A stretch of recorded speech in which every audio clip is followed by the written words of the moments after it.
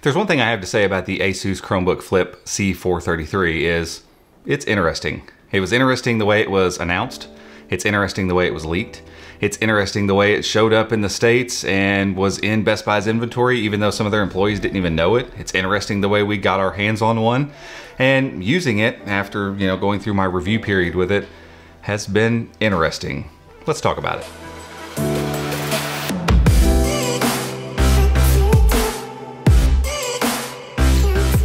Today's video is brought to you by NordVPN, and in today's climate where everybody has tech on them all the time and we're always connected, privacy is an important thing, and VPNs like NordVPN go a long way in helping you stay private and secure and safe while you're online. So if you'd like to learn more about them and how you can use them across the entire range of all of your devices, head over to chromeunbox.com/NordVPN to learn more and get started today. So let's start off with overall build quality. It's a little hit and miss here. We have an aluminum lid and the entire thing feels nice and sturdy and firm when it's closed up like this. We'll come back to that. But the lid, I guess, adds to that, and the glass underneath on the screen adds to all that, but it does feel firm, if not a little bit heavy at 3.3 pounds. I'd like to see it at 3 or a little bit under for this size of a device. But overall, you get these nice square edges on it, and it's attractive, and it kind of feels reminiscent of the Asus Flip C302. So, the side-mounted speakers look kind of unique on it. And overall, I mean, when you look at it like this, it's really attractive, and I'm like 75% sure that the bottom's aluminum. I've gone back and forth a couple times. So that's either to say it's really good plastic or it's really crappy aluminum. I can't tell which one it is. So the top always feels nice and cool to the touch. The bottom kind of, like right now, doesn't feel cool to the touch, but then other times it does, and plastic generally doesn't do that. So I'm inclined to think it is aluminum, just maybe a really cheap one at the bottom. So that means basically top and bottom, you're getting aluminum. But the problem comes when you open the device up, the entire keyboard deck is actually plastic, and it's pretty flexible plastic too. And we're gonna talk about that as we talk about the keyboard, but that kind of plays into the entire build quality of this thing. As you look at it sitting here, it looks like, man, chamfered edges, we've got a lot of nice stuff going on here.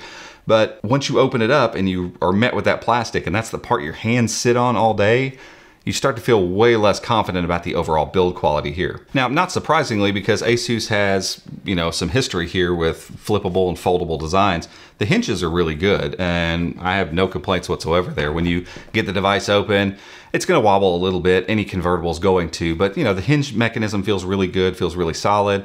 It does Asus's little thing where it tucks the screen behind the keyboard ever so slightly. So all of those little touches come together to make a decent build quality. It's just not great. And the final thing I want to say about build here, they did something really bizarro with the lid. I've actually handed this to multiple people and said, hey, open this laptop up. I should have recorded all of them. It'd be like a blooper reel. But I'm gonna sit here right now, and I promise you I'm not overdoing this and making it ridiculous. I'm gonna try to open the lid. Got it. Yeah, easy. And I say that not because I want to make a big deal about it, but it's a laptop. It's something you're going to open and close all the time. And sure, I'm also testing the Pixelbook Go right now, which has that nice one finger lift on it, but most Chromebooks don't. And I don't even expect that, especially from something that's convertible, because I mean, the hinge is doing crazy stuff like this. But here's where I would expect the magnet to grab. Why not grab here? It doesn't really grab there. You would think it would clasp it closed here, but instead somehow the magnet is clasping it closed here, and it is insanely difficult to open. What a weird choice. And it's one of the things that makes me just, I don't know, like question Asus's design and choice on design with this particular Chromebook. And we're gonna move on now to the screen, and I don't wanna belabor this point, but I guarantee you, even though I've opened this multiple times and I know what I'm getting into, I'm gonna struggle here, so. Okay, so inside we're met with one of the high points here. So we got this screen that has this tiny little bezel, and just like the 425 and the 433 before it, this one has that nice screen to body ratio, high 80s, I think 87, 88%, something like that. And it looks great. If you don't compare it to anything else, you're not gonna be upset with the screen at all. I think we measured it at about 180 to 190 nits in brightness, which again is not amazingly bright, but for general situations, it was fine. It didn't bother me too much from a brightness standpoint. It does look quite muted in colors, and if you put it up against a better display, you're gonna see it immediately, there's no question. If you don't put it up against another display, you may or may not notice it for a while. So I don't want to say like the display's a deal breaker, but this is clearly not as good of a panel as what Asus put on the Flip C434, and it's a much better panel than what they have on the 425 that's not a touchscreen. This one obviously is covered in glass, you got touch inputs, and it's flippable and all that kind of stuff. So, you know, the panel's not a deal breaker. Again, it's just okay. It's an okay panel. One final note on the screen portion. This has nothing to do actually with the screen, but Asus made another interesting design choice in putting this like really shiny silver band underneath the screen. So like where the hinge is. No idea why they did that. It looks real weird. I'm not sure what that's all about. Anyway, as we move down from that screen and onto the keyboard, the keys and the keyboard and the keyframe feel pretty much identical to the C434, which is to say, again, as I've said about this line of Chromebooks, excellent. I set it only second at this point now to the brand new Pixelbook Go, which is my favorite keyboard now to type on. This one though is a pretty tight second. It's a different experience. There's more travel, a little bit less click. And so it takes me a second to kind of get my fingers back used to this, but this is a very enjoyable keyboard to type on. You're getting backlighting too. And for those of you who are looking at this and saying, hey, the Asus keyboards, when you turn the backlighting on, you can't see the keys. Well, if you turn the backlighting off when you have plenty of light coming in here, which is when you don't need the backlight, you see the keys just fine. So moving on down to the trackpad, we get something that feels like a mashup kind of the 425 and the 434. 434, I think, had a little bit better surface than the 425 did, but the 425 had that nice large trackpad. So this one gets the larger trackpad, and the surface feels to me like the 434. Again, these are plastic trackpads, unfortunately. I really wish they would spring for frosted glass or the etched glass on these like some of the other higher end Chromebooks. They just do a better job at resisting oils and staying smooth all day long. This one I felt the need to wipe off pretty consistently. And because of what I'm going to mention next, the trackpad click is a little mushy. It's not flopping around or doing anything crazy. It's just not as nice and responsive as I would like it to be. So the trackpad's kind of just an okay passable trackpad here. So the final thing that has to be said about input methods, keyboard, and trackpad is the absolute flimsy nature of this keyboard deck. So I mentioned it earlier that, you know, the thing when it's closed feels nice and firm. The minute you open it, my guess is all the firmness lies in the lid. So the glass and aluminum on the lid, great. Take that away and the rest of this Chromebook feels really, really cheap, honestly. And that's insanely unfortunate because it doesn't look cheap, but the minute you go up and touch it and just put any amount of pressure on this keyboard deck, it just bows and is so flimsy.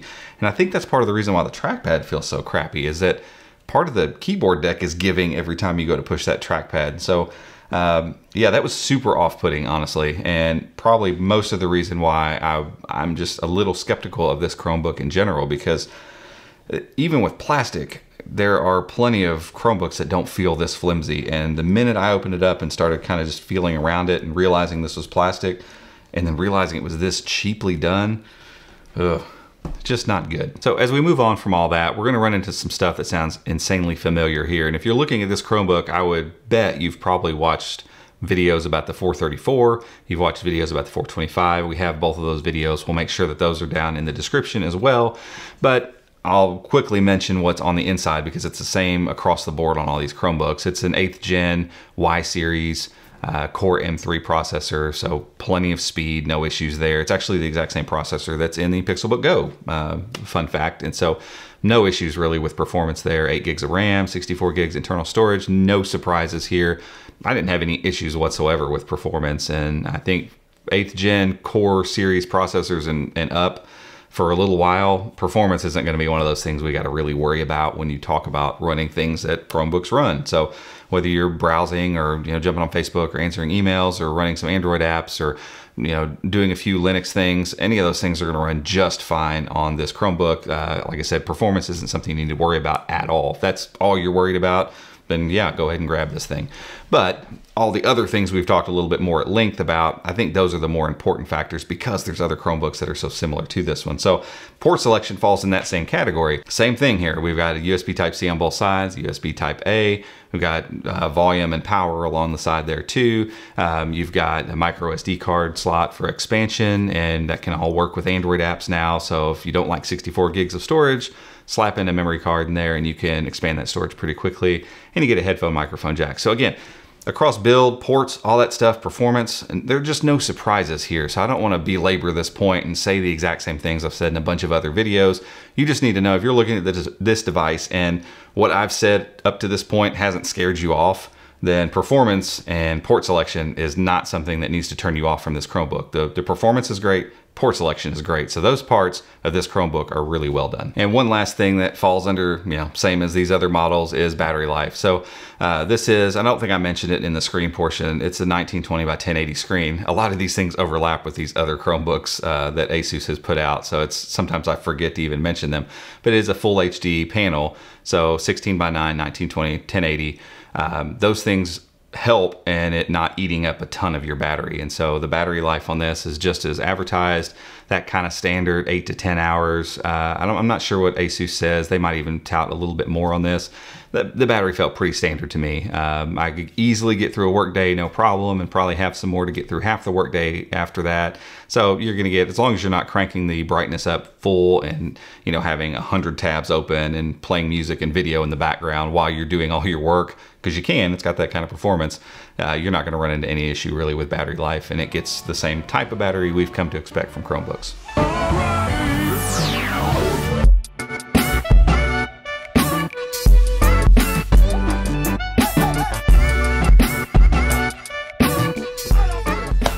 So we come to it, should you buy this Chromebook? Well, there's a couple issues here. First off, at MSRP $499, which is what this thing launched as, I would 100% say, just like I did right as soon as I unboxed it, no, you shouldn't do that. And I said it kind of like, I don't think you should spend $499, but we'll see back in that unboxing. Now I can tell you 100% don't buy this thing if you see it for $499. It's just too close in price to other good Chromebooks that I would easily recommend above this one, mainly because of that whole plastic deck, the muted colors on the screen, all of that kind of stuff. So the issue is, as soon as it launched, within a couple days, it dropped down to $420. And at that price, things get a little bit more interesting, because now we've got the $425, which drops touchscreen, drops flip functionality, down to like a $360 price where it's been stuck for a while. And this one fell to $420 and has stayed at $420. So maybe that's where it's gonna stay, I'm not sure. But the really great C434 is $560, and it's been there for a while from multiple outlets. So at that price, I start understanding what Asus is doing a little bit here. It's kind of said, hey, we've got the same Chromebook with some different features and different hardware layouts, and about $100-ish between separates you from the bottom end, which would be the 425, all the way up to the top end at the 434. So in that range, as the middle guy, should you buy this thing at $420? So let's not talk MSRP, let's talk regular price. I wouldn't personally. I'm not saying you shouldn't. I just think you should think about it pretty hard, because if you think about what you're saving maybe $100, maybe $120, $130. And that's a sizable amount of money, and paying $400 and any amount of dollars for a Chromebook always does feel a little bit better than when you $500 and $600. But the flimsiness of this keyboard and trackpad, I don't know how they'll hold up over time. The real annoyance of opening this thing up is going to get real old real quick. And ultimately, one of the only things that this thing brings different from the 434 is like the speaker layout. The speakers are the same, and the 434 had great speakers, and this one has good speakers too, and they do side fire. Is that worth all those trade-offs? The dimmer screen and the less colors on the screen, are all of those things worth to you $100 to $120, $130 in difference? And I can't answer that for you. Only you can answer that and decide whether or not you would want to go with this device. But what I can tell you is, if you're going, I'm not sure saving money is worth all those trade-offs, you need to just go ahead and turn this video off. Give us a like or something before you do that. But go ahead and turn this off. Maybe watch the 434 review again, and then go buy that Chromebook. Because if this form factor, a Chromebook by Asus, is interesting to you, the 434 is just better literally at everything that this one does. There's no benefit to buying this Chromebook over the 434 other than price. But guys, that's it for this one. If you liked it, again, give it a thumbs up. Go down there, hit subscribe, and make sure you hit the notification bell so you can be alerted when we make future videos just like this one. Until next time, we'll see you.